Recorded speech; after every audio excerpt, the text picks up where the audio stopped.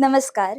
आज आपण एका नाजूक आणि अत्यंत महत्त्वाच्या विषयावर बोलणार आहोत. पूर्वी 14-15व्या वर्षी चालू होणारी मासिक पाळी सध्या लवकर का बरं चालू होतीये? 36 वर्षाच्या सुनीता काकू माझ्याकडे रडत आल्या. त्या खूप व्यथित होत्या कारण त्यांच्या मुलीला 8व्या वर्षीच पाळी सुरू झाली होती. ती छोटी खूपच अल्लड आणि निरागस होती आणि आईला विचारत होती की आई, हे मला काय होतंय?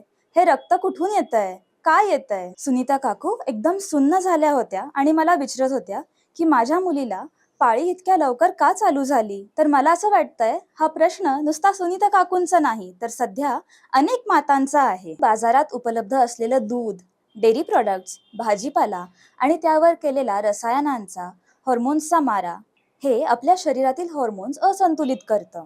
त्याचसोबत पोल्ट्री फार्म, गोट फार्म मध्ये वेगवेगळ्या इंजेक्शनद्वारे पोसलेले पक्षी व प्राण्यांचं सेवन हे आपल्या शरीरासाठी अपायकारक ठरतं. आहारात येणारं हाय कॅलरी फूड, हाय शुगर कंटेंट असलेलं फूड जसं की pastries, bakery product, cold drinks, chocolates आणि यामध्ये असणारे प्रिझर्वेटिव्स, बरेच केमिकल्स यामुळे आपलं शरीर पोसल्यामुळे किंवा ओव्हर न्यूट्रिशनमुळे शरीराची लैंगिक वाढ वयापूर्वीच होऊ लागते. याच सोबत सेडेंटरी लाईफस्टाईल, मैदानी खेळाचा व व्यायामाचा अभाव आणि त्यामुळे वाढणारं वजन, वाढती ओबेसिटी हा एक महत्त्वाचा घटक आहे. शेवटचा पण महत्त्वाचा मुद्दा म्हणजे सध्या सोशल मीडियावर उपलब्ध असणारे अनावश्यक असलेले लहान वयात न पाहण्याजोगे काही व्हिडिओज खूप इझिली अवेलेबल होतात, ज्यामुळे मुलींना लैंगिक समज ही अकाली वयात यायला लागते. तरीही प्रत्येक आईने तिच्या मुलीची लाईफस्टाईल सुधारली, लाईफस्टाईल चांगली ठेवली, वरती नमूद केलेल्या गोष्टीपासून तिला परावृत्त केलं आणि शास्त्रशुद्ध होमिओपॅथीची औषधं घेतली तर हार्मोनल इम्बॅलन्स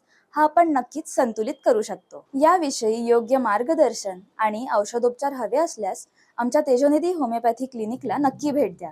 धन्यवाद.